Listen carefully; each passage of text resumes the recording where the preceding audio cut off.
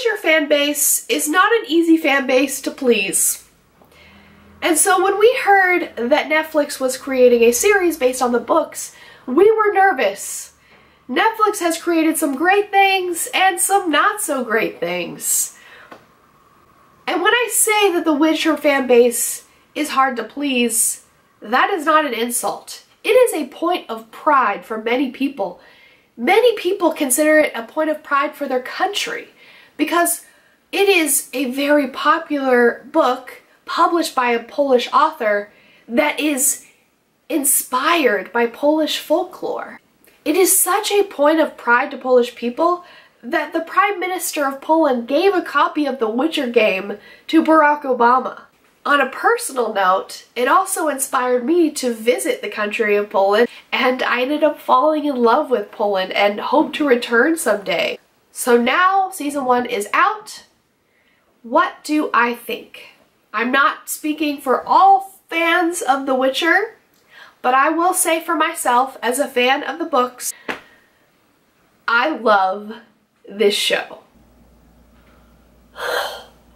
That was awesome! I think it is incredibly faithful to the books, that the actors did a wonderful job of staying true to the characters, that the writing, although it expands on the books and creates characters, creates scenes that weren't specifically in the books, I think that it is very true to the lore and to the characters, and I respect how much care they put into creating this. I enjoyed every episode, and I tried so hard not to just binge it all in one sitting, but to watch it over a couple of days so that I could savor it. And now I'm so disappointed that it's over. So I want to discuss in a spoiler-free way why I loved this series and why I think it is a great show for fans of The Witcher and people that haven't read the books or played the games at all. So yeah, let's get started. I want to first talk about the characters. So first of all, Henry Cavill put so much love and hard work into depicting Geralt. You can tell that he enjoyed every minute of playing as this character and that he embodied what I envisioned this character to be. He embodied the dry sense of dad humor. He appears to be very stoic and unemotional at first, but when you get to know him more, you realize that he has a lot of compassion and layers to his personality. And I giggled a lot when he was talking to Roach or bantering with Jaskier.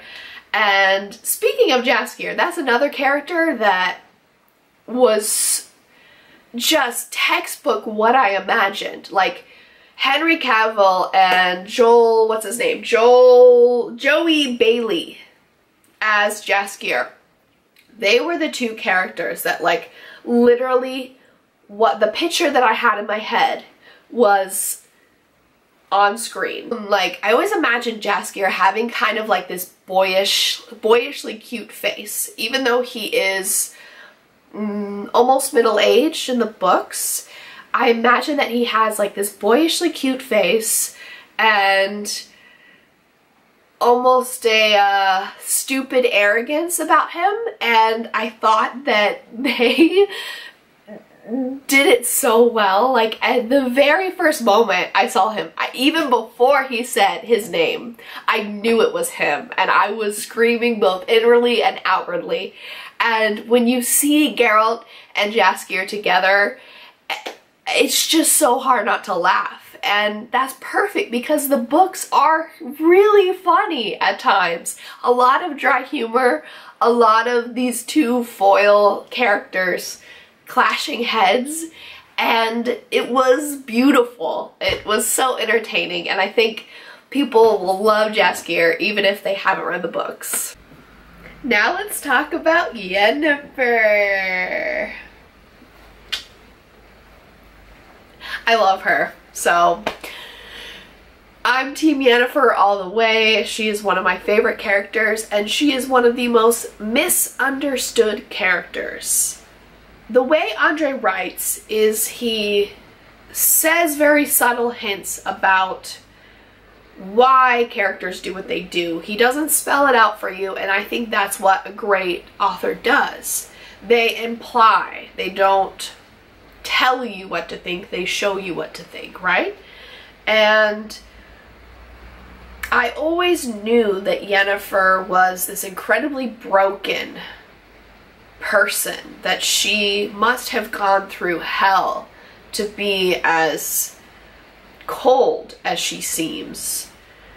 And this show delved into that in a way that the books never did. And I think they did it in such a complimentary way. Like, it didn't sully the characters, it didn't go into territory that wasn't true to Yennefer. I felt like everything they said about Yennefer was something that I already knew or was implied by the books. I feel like they really had so much compassion for Yennefer, and that was very important to me because a lot of people don't like Yennefer and a lot of people misunderstand her, so having a more compassionate approach was important. I keep saying spoilers and I'm gonna have to cut it out and just talk about it later, but yes, I want to go into more relationship stuff, but I'm not gonna. Overall, I'm just happy that they, like I said, had a very compassionate approach to Yennefer's character, because it's very important that you show that yes, she can be a cold stone B-word, but for a reason. There is reasons behind some of her malicious behavior. So yes. The next character I want to talk about is Ciri, and I really don't think I can go too much into it without spoiling everything, so I will just say that I think her character was very well cast. She looks just like what I picture a younger Ciri to look like. She is a bit older than she's supposed to be in the Sword of Destiny. I think in the Sword of Destiny she's supposed to be about 10 years old, but personally I think it's better to have an older actor when it comes to a TV show, because child actors, good child actors are hard to find. Like, they're just hard to find, and trying to find a perfect child actor that looks like Ciri and that can express all the nuances of her character, it would be kind of difficult, because Ciri is a bit bratty at first, and they toned that down in this series. Like, they toned down her brattiness, and that's probably for the best, because if you're just seeing her for the first time, there's some changes that you have to make when it comes to a TV show versus a book, right? So I was troubled by that decision. I also want to briefly say that the choreography and the fighting in this was just as I imagined. It was done so well, and the fight scene in Blaviken especially was amazing, and I hate that it goes by so fast, because there are so many amazing moments, like when he throws the Ard sign and blows back all of the men that are attacking him. It's done so quickly that I was actually rewatching it with friends last night, and I was like, did you catch that? And I rewinded it and made them watch it again because I wanted to make a point.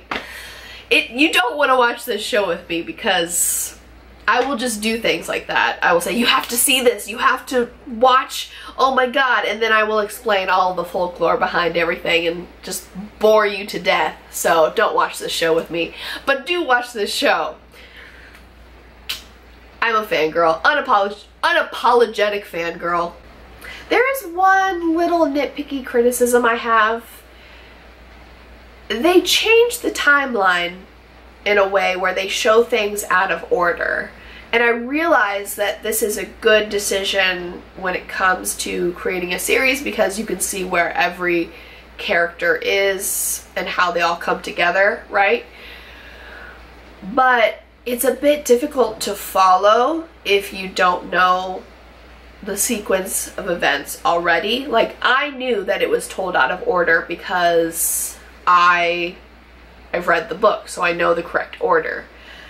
However, I was watching this the other night. Like I said, I was watching this the other night with two of my Taiwanese friends, and we had Chinese subtitles on, so there was no language barrier, but still there was a bit of confusion about what was happening when.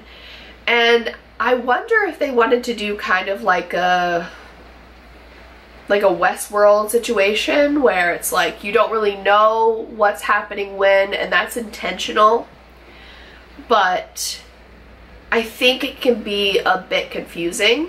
So I'm not sure how I feel about it. I think they could still tell things out of order, but maybe like give more hints about the different timelines. Like, they did give hints, like, for example, they have Yennefer introduced to a young Foltest, so that let us know that it was happening prior to Geralt meeting Foltest. So yeah, there was little hints here and there, but maybe they could have put more hints in the first episode.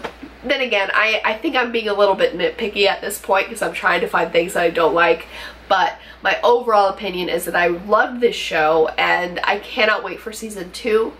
I liked the acting, I loved the writing, even the ways that they expanded on the lore that was already there, and I just generally enjoyed it. So I'm really excited for season 2. I cannot wait for it. I cannot wait for them to introduce some more of my favorite characters, and stay tuned for my spoiler video. Let me know what you thought in the comment section. I'd like to know if you liked it or disliked it, and if you plan on reading the Witcher books now, which you should, because they're amazing.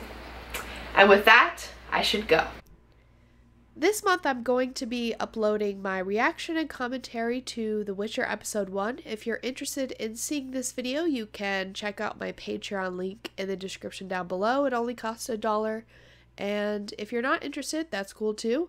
Just want to thank my Patreons for supporting me, and those of you who have continued to watch, even though I don't have as much free time to dedicate to this channel lately. So thank you guys so much. I love you all. And stay tuned for more content.